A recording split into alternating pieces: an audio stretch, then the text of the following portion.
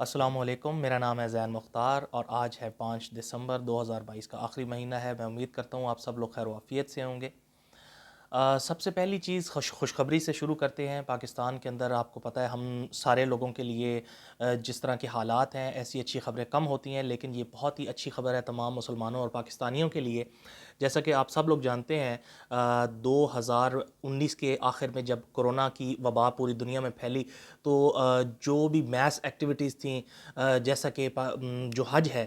اس کو بھی روک دیا گیا تھا۔ روکنے سے مراد یہ ہے کہ صرف وہاں کے جو لوکل سعودی لوگ تھے وہ الاؤڈ تھے۔ پھر اس کے بعد آہستہ آہستہ یہ پابندیاں ختم ہوئیں اور ان پابندیوں کے ختم ہونے میں 2 سال لگ گئے۔ پچھلے سال پاکستان کا کوٹا جو ہے باقی تمام ملکوں کی طرح اس کو بھی کم کیا گیا تھا تاکہ کم لوگ ہوں اور ان کے درمیان جو سماجی فاصلہ ہے اس کو برقرار رکھا جائے۔ اس سال سب سے بڑی خوشخبری یہ ہے کہ آج جو ہمارے سیکٹری ہیں مذہبی امور کے، انہوں نے اناؤنس کیا ہے کہ سعودی عرب کی طرف سے ان کو گرین سگنل ملا ہے کہ پاکستان کو اس کا پورا کوٹا جو ہے جو حاجیوں کا ہے وہ ملے گا۔ یہ فگرز کچھ اس طریقے سے ہیں کہ پچھلے سال پاکستان میں جو لوگ حج کی سعادت جنہوں نے حاصل کی وہ 81,000 سے کچھ تھوڑے سے زیادہ تھے، اور اس سال انشاءاللہ تعالی سب چیزیں اگر خیر و عافیت سے جائیں تو پاکستان 1,79,000 سے زیادہ لوگ حج کے لیے بھیجے گا اور یہ عازمین حج جو ہیں فریضہ حج ادا کریں گے۔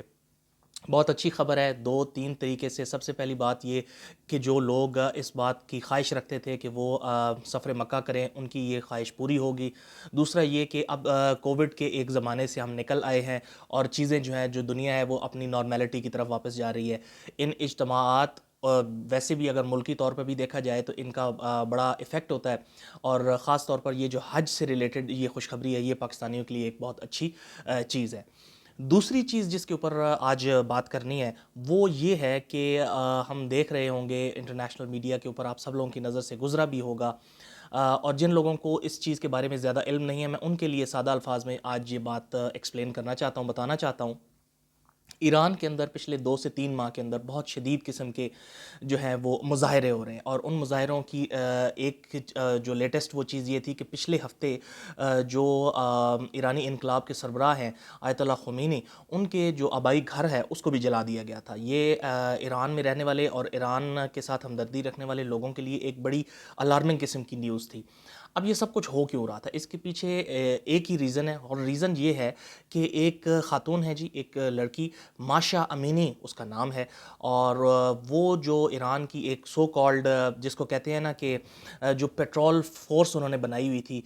اس پیٹرول فورس کا نام ہے گشت ارشاد۔ اب گشت ارشاد کا مطلب کیا ہے کہ یہ بیسیکلی جو ہے نا گائیڈنس پیٹرول کا کام صرف اور صرف یہ تھا کہ اسلامی قوانین کو جو ایران ہے، ایران کے اندر نافذ کیا جائے،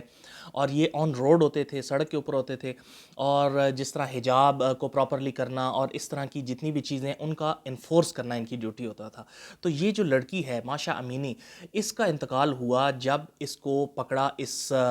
گائیڈنس پیٹرول پولیس نے، اور اس کے بعد خواتین نے خاص طور پہ ایران کے اندر وہ سراپا احتجاج تھیں۔ ہم نے ویژولز دیکھے ہوں گے، مختلف جگہوں سے وہ ویژولز ہمارے پاس آئے، انٹرنیشنل میڈیا نے بھی دکھائے، خواتین سڑکوں پر نکل آئیں اور جس طریقے سے انہوں نے حجاب کے خلاف اور ان ساری پابندیوں کے خلاف، بیسیکلی یہ ریپرزینٹ کرتا ہے ان پابندیوں کو، ان سختیوں کو، اس ریپریشن کو جو ایرانی رجیم نے 1979 سے، کیونکہ 1979 میں آپ کو پتہ ہے کہ ایرانی انقلاب آیا، اور اس کے بعد سے جو اسلامی ملک ایران ہے اس کے اندر بہت سخت قسم کا شریعہ لاء جو ہے وہ امپلیمنٹ کیا جاتا ہے۔ اگر یوں دیکھا جائے تو دنیا میں 2 ہی ممالک ہیں، ایک سعودی عربیہ ہے اور دوسرا ایران ہے، جہاں پر شریعہ لاء کو پورا لیٹر اینڈ اسپرٹ میں اپلائی کیا جاتا ہے۔ افغانستان بھی اس لسٹ میں شامل ہوتا ہے، لیکن افغانستان کے اندر کیونکہ رجیمز آتی جاتی رہی ہیں تو اس لیے ابھی اس طریقے سے ہم اس میں شامل نہیں کرتے۔ تو یہ جو بیسیکلی موریلٹی پولیس ہے، 3 ماہ کے احتجاج کے بعد جو پروسیکیوٹر جنرل ہیں ایران کے، آج یہ بات سامنے آ رہی ہے انٹرنیشنل میڈیا پہ، ابھی اس کی کنفرمیشن مزید اسٹیٹ کی طرف سے ہونی باقی ہے کہ یہ جو پولیس ہے اس کو ختم کیا جا رہا ہے، اس کو ابالش کیا جا رہا ہے۔ کچھ کرٹکس تو یہ کہہ رہے ہیں کہ یہ صرف اور صرف آپٹکس ہیں اور یہ لوگوں کو اپیز کرنے کے لیے، ان کا غصہ ٹھنڈا کرنے کے لیے اس کا نام تبدیل کیا جا رہا ہے، لیکن اب یہ جو فیوچر میں جو ہے تقریباً 1 سے 2 ہفتے کے اندر اس کے اوپر مزید ڈیٹیل سامنے آئیں گی کہ کیا واقعی اسٹیٹ نے اس کو ختم کر دیا ہے یا صرف اس کا نام بدلا گیا ہے۔ اس کے اوپر بھی ہم نظر رکھیں گے۔ پھر اس کے بعد ذرا لوکل اس کے اوپر جب ہم آتے ہیں تو ہو کیا رہا ہے پاکستان کے اندر. ملک پاکستان میں آپ نے نوٹس کیا ہوگا پچھلے 2 سے 3 دن کے اندر میں اپنے ولاگس کے اندر جو سیاسی ہلچل ہمارے پاکستان میں رہتی ہے میں اس کو ذرا تھوڑا سا بیک فوٹ پر لے کے گیا ہوں. اس کا ریزن صرف اور صرف ایک یہ ہے کہ میں چاہتا ہوں کہ اس پلیٹ فارم سے میں اپنے دیکھنے والوں کو، اپنے ویورز کو، اپنے سبسکرائبرز کو میکسیمم طور پر جو مختلف چیزیں ہو رہی ہیں چاہے وہ پاکستان کے اندر ہیں یا پاکستان سے باہر ہیں، ان کا لنک ہو پاکستان کے ساتھ، ہماری عوام کے ساتھ، کسی نہ کسی طریقے سے وہ ہماری زندگیوں کے اوپر افیکٹ کرتی ہوں. اور اس کے اندر بہت ساری چیزیں ہو سکتی ہیں، جیسے صحت سے ریلیٹڈ بات کی جا سکتی ہے. میں نے کل بھی اس چیز کے اوپر ایک بلاگ کیا تھا. تو آج جو بہرحال تیسری چیز ہے جس کے اوپر میں بات کرنا چاہ رہا ہوں وہ ہمیشہ کی طرح پاکستان کی سیاست ہے. ہو بڑا عجیب سا ایک ڈرامہ ہی میں تو کہوں گا کہ گڈ کاپ اور بیڈ کاپ والا معاملہ چل رہا ہے. گڈ کاپ بیڈ کاپ کون؟ یہ ہے جی پاکستان تحریک انصاف اور پاکستان مسلم لیگ کاف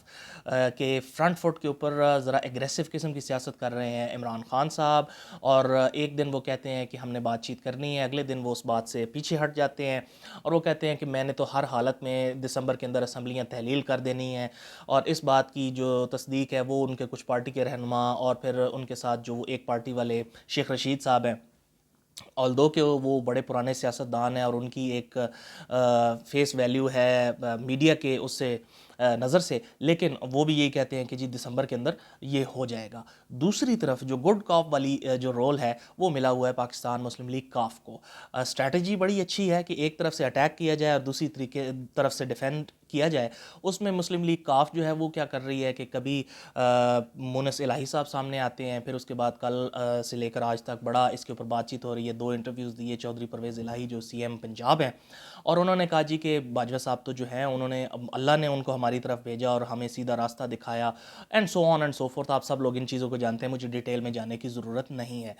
اب ہو کیا رہا ہے؟ ہو اس طرح رہا ہے کہ خان صاحب کو بھی اس بات کا پتہ ہے کہ اگر ڈیمیج کنٹرول کرنا ہے اور چیزوں کو ریپیئر کرنا ہے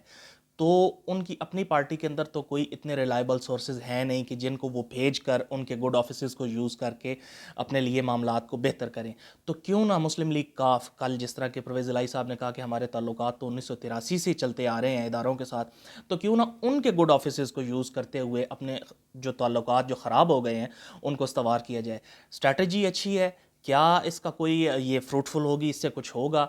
یہ تو اب وقت ہی بتائے گا. دوسری چیز یہ کہ جہاں تک رہ گیا معاملہ پاکستان کے اندر پنجاب اور خیبر پختونخوا کی اسمبلیوں کی تحلیل ہونے کا، تو خیبر پختونخوا کی حکومت کو اگر تحلیل کرتے ہیں تو وہ ان کے اپنے فائدے میں نہیں ہے. اور پنجاب کے بارے میں کل چیف منسٹر پنجاب نے کہہ دیا کہ 3-4 ماہ تو ابھی فی الحال اس کے اوپر بات نہ ہی کی جائے کیونکہ خان صاحب کی طبیعت بھی ٹھیک نہیں ہے. ڈاکٹرز کا بھی مشورہ ہے کہ آپ چلنے پھرنے کے جب قابل ہوں تو تب ساری چیزوں کو ریزیوم کریں. اور ویسے بھی انہوں نے بتا دیا ہوا ہے کہ ہم بجٹ دینا چاہتے ہیں. بجٹ دینے کی وجوہات میں اپنی ایک ویڈیو میں آج سے 3 دن پہلے بتا چکا ہوں کہ اس میں فنڈز انوالوڈ ہوتے ہیں، اس کے اندر آنے والا جو سیٹ اپ ہوگا، جو نگران سیٹ اپ ہوگا، وہ ساری چیزیں انوالوڈ ہیں کیونکہ اس ساری کی ساری چیز کی جو بیس ہے وہ یہ ہے کہ آنے والے الیکشن کو سیکیور کرنا، چاہے وہ پی ٹی آئی ہو، چاہے وہ مسلم لیگ کاف ہو، چاہے وہ نون لیگ ہو یا کوئی اور پارٹی ہو. تو اگلے الیکشن میں اگر اچھے پرفارم کرنا ہے، سیٹس نکالنی ہیں، تو یہ اس وقت فیور میں ہوگا پی ٹی آئی اور مسلم لیگ کاف کے کہ وہ حکومت میں رہیں. لاسٹ چیز جس کے اوپر میں بات کرنا چاہتا ہوں وہ میری ذاتی اوپینین ہے، لیکن ہم سب لوگ جو پچھلے 15 سے 20 دن میں جو تبدیلیاں آئی ہیں، خاص طور پر خان صاحب کے 26 نومبر کے جلسے کے بعد جو راولپنڈی میں انہوں نے کیا، یہ جو نیمنگ ہے، یہ جو نام لینا ہے، کیونکہ یہ رسم چلی جرنیلوں کا نام لینا، اداروں کا نام لینا اور جو بھی معاملات بیک اینڈ پہ ہوتے رہے ان ساری چیزوں کو لا کر اٹھا کر سامنے رکھنا.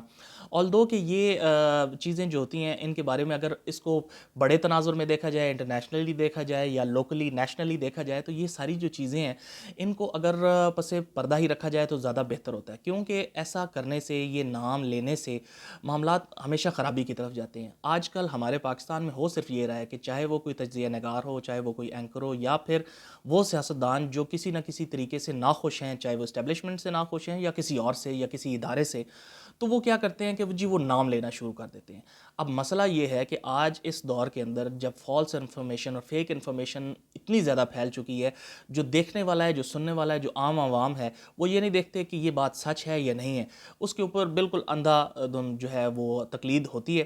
اور آج کل بھی یہی ہو رہا ہے، کبھی کوئی باجوہ صاحب کا نام لیتا ہے تو کبھی جنرل فیض کا نام لیتا ہے، وہ انٹرویوز بڑی سنسنی مچاتے ہیں اور اس کی وجہ سے ایک پریشر کریٹ ہو رہا ہے۔ ہوپ فلی آپ کو میرے ولاگز انفارمیٹیو لگتے ہوں گے اور پسند آ رہے ہوں گے۔ کسی بھی قسم کی تبدیلی اگر آپ چاہتے ہوں، کوئی امپرومنٹ آپ چاہتے ہوں، تو آپ کامنٹ ضرور کیجیے گا، لائک اور سبسکرائب اور شیئر بھی کیجیے گا۔ میں آپ سے پھر ملوں گا، مجھے اجازت دیجیے، فی امان اللہ۔